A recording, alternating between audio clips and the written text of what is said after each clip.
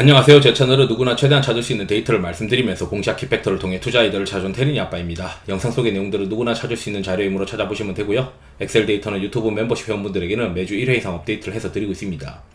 라떼 이상 회원분들은 비공개 텔레그램 채널도 참여 가능하시고요. 엑셀 다운로드 링크와 비공개 텔레그램 채널 소스 링크는 멤버십 회원용 유튜브 커뮤니티 게시글에 올려드리고 있습니다. 영상 보시고 구독, 좋아요, 알람 설정 부탁드리겠습니다. 유사 투자자문 법령으로 인하여 댓글 기능을 정지해 놓았습니다. 양해 부탁드리겠습니다. 인버스를 지난번에 이제 영상 마지막에 올리고 시작을 해서 이제 방어를 하기 시작했다라고 이제 올려드리면서 인버스 조금 더 늘렸어요. 그래서 포트폴리오의 인버스 한 20%까지 늘렸고, 반도체는 지난주 그 수출 데이터 발표하고 나서 계속 줄여나가면서 금요일까지 다 팔아버렸어요. 그래서 이제 왜 다 팔아버렸는지 한 번 더 리뷰하고, 이제 뭐 틀릴 수도 있죠. 엔비디아 실적 발표하고 반도체가 매기가 돌아올 수 있는데, 저는 그럴 가능성이 좀 낮다라고 또 생각을 하고 있거든요. 사람마다 이제 생각이 다른데 왜 반도체를 좀 보수적으로 보고 있는지 한번 우리가 고민을 한번 나눠보도록 하겠습니다. 이게 디스클레이머고요. 우선 첫 번째는 피어 앤 그리드가 그 과열권에서 꺾였어요. 제가 가지고 있는 지표를 가지고 피어 앤 그리드 오실레이터로 이제 오실레이터로 힘의 강도로 이제 바꿔놨는데, 이게 이제 코스피가 꺾여서 내려오고 있습니다. 거기에 이제 그 업종 쏠림 지수도 바닥에서 올라오려고 하고 있어서 저는 시장이 어쩌면 조정 가능성도 있어 보인다, 이렇게 생각이 들어요. 물론 이제 잭슨홀 미팅에서 이제 50pp도 할 수 있다, 뭐 이런 얘기를 하는데, 자, 우리가 이제 이 50pp 하든 말든 간에 신기한 게도 채권금리는 거의 움직이지 않았어요. 그러면 채권금리에는 이미 그 연준의 금리 결정이 어느 정도 반영이 되어 있다라고 이제 봐야 되는 것이고, 주식시장만 쓸데없이 막 환호를 한 것 같은데 그게 지속 가능할까? 이 채권시장은 움직이지 않는데 그걸 잘 모르겠어요. 그리고 연준이 금리 결정을 50bp를 하려면 9월 6일날 나오는 이 고용지표가 박살이 나야 될 텐데, 이게 박살이 나게 되면 결국 이제 경기 둔화에 대한 리스크가 있어서 시장에서는 야, 그러면 금리 인하는 팩트니까 금리 인하에 관련된 종목군들은 플레이 할 만한데, 반도체는 결국 9월 6일날 여기서 고용지표 부러지거나 하면은 경기 둔화에 대해서 리스크가 있으니까 반도체를 열심히 할 수가 없지 않을까? 이런 생각도 하고 있지 않나 생각이 들어요. 그리고 이제 상대 강도라고 하는 데이터를 제가 있고, 이 상대 강도에 관련된 거를 영상으로 8월 8일날 이미 올려놨었어요.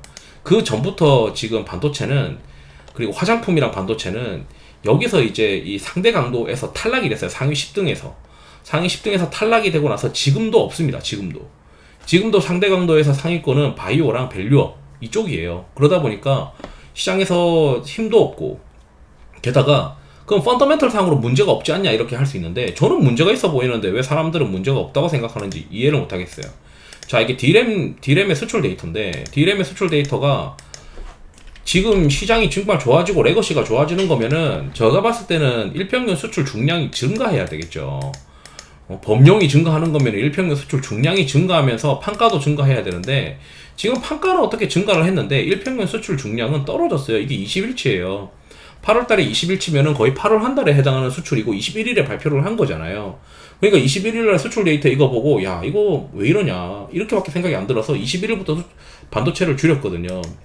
그 다음에 이제 HBM은 그래도 괜찮지 않냐라고 볼 수 있겠지만, HBM을 만들기 위해서는 일본에서 원재료를 수입해야 됩니다. 이게 삼성전자가 일본에서 원재료 수입하는 거예요. NCF 수입하는 건데 일평균 수입 중량이 늘지 못하고 있어요. 그럼 뭔가 이거 리스크가 있는 거예요. 뭔가 지금 브레이크가 걸렸다라고 해석할 수밖에 없어요. 야, 이거 삼성전자는 그래도 퀄 인증이 아직 안 됐잖아. 하이닉스는 괜찮겠지. 천만에요. 하이닉스도 지금 일평균 수입 중량이 브레이크 걸렸어요. 브레이크 걸렸단 말이에요. 8월달, 7월달 대비 8월달, 7월달 꼭지 찍고 지금 8월달부터 일평균 수입 중량이 갑자기 브레이크 걸렸어요. 8월 20일부터. 엔비디아 실적 발표하기 전부터 지금 8월달에 일평균 수입 중량이 브레이크 걸리니까 엔비디아 실적 발표가 뭔가 짜릿할 것 같다라는 생각이 못 드는 거예요. 그래서 이제 지난주에 거의 다 날렸고, HBM 묻어있는 건 다 날렸어요. 그래서 이게 23일날 이제 제가 포트폴리오에 이제 색깔이 빨간 진한 거가 이제 비중이 높은 건데, 저 바이오 많아요. 산업재랑 음식료 있고요. 그리고 이제 비중 계속 얘기하다가 제가 이제 인버스 계속 늘린다라고 이제 그 올려드리면서 최종적으로 이제 저 23일날 인버스 20%까지 늘려놨고요. 이렇게 지금 편성되어 있습니다. 저 반도체 0이에요. 엔비디아 실적 발표하고 다시 사도 생각해서 지금 이제 엔비디아는 실적 발표 잘 나오면 엔비디아랑 하이닉스 정도만 플레이 가능하지 나머지 종목군들로 시세가 확산된다라고 자신할 수가 없다라고 생각해요. 왜냐면 어차피 경기 둔화에 대한 리스크를 안고 있기 때문에 다른 이제 반도체 종목군들까지 다 같이 올라가는 장이 되긴 어려울 수도 있다. 그렇게 생각을 합니다. 그나마 이제 하이닉스 정도가 지금 또 기가 막히게 이제 엔비디아 실적 발표할 때쯤에 수급이 또 빈집이 되고 있어요.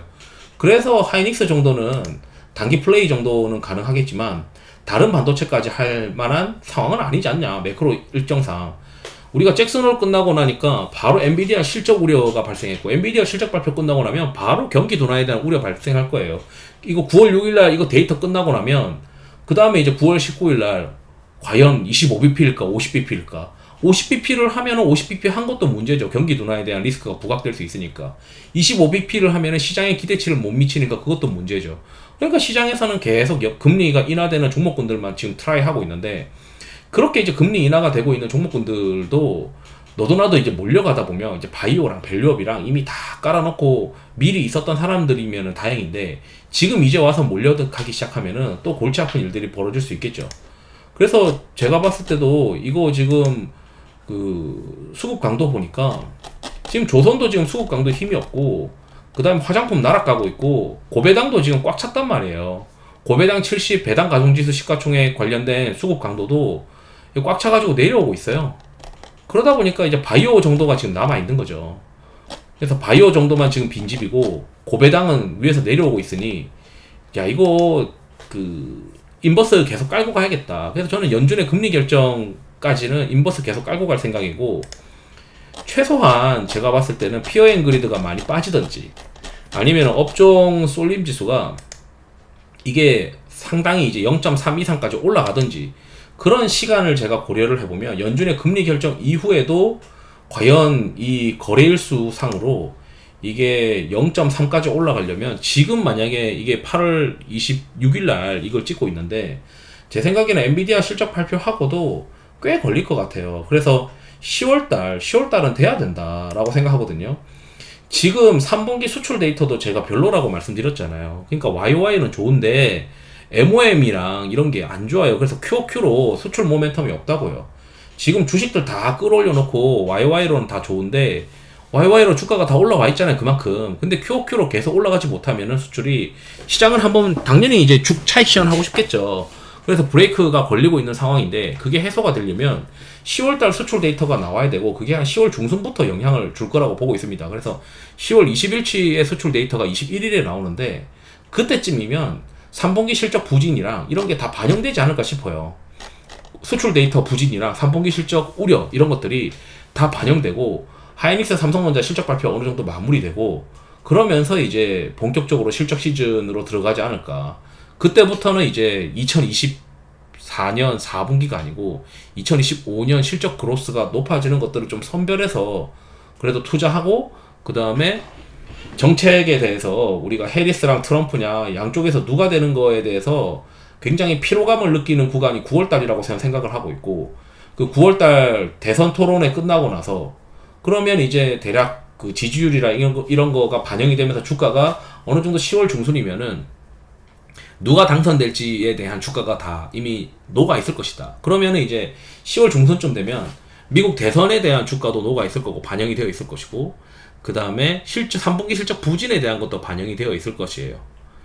맞잖아요. 그러면 이제 수출 데이터에 대한 부진도 반영이 되어 있으니까 2024년 10월 중순 이후부터는 2025년도를 보고 이제 플레이 할 수 있는 여건이 형성되는 것이다. 저는 그래서 그때까지 그래서 이게 지금 저는 이제 요게 피어 앤 그리드 지표가 충분히 내려가고 업종 쏠림 지수가 충분히 0.3까지 올라가는 기간을 대략 경험상으로 이제 생각을 해보면 이게 10월달 중순까지는 최소한 시장이 쉽지 않을 수 있겠다. 좀 빠르면은 이제 정말 빨리빨리 이게 올라가고 시장이 빨리빨리 올라간다는 거는 시장이 급락하는 거거든요. 그러니까 이게 업종 쏠림 지수가 정말 빨리 올라가고 피어 앤 그리드가 정말 빨리 내려온다는 거는 시장이 급락하는 건데 그 급락하는 모습이 나타나면 이제 9월 중순 넘어서 9월 말경에 이제 시장을 적극적으로 플레이 해볼 만 하지 않나. 그럼 지금은 어떤 장이냐면 장이 불안하고 어려우니까 고배당이랑 밸류업으로 도망가기 바쁜 장이죠.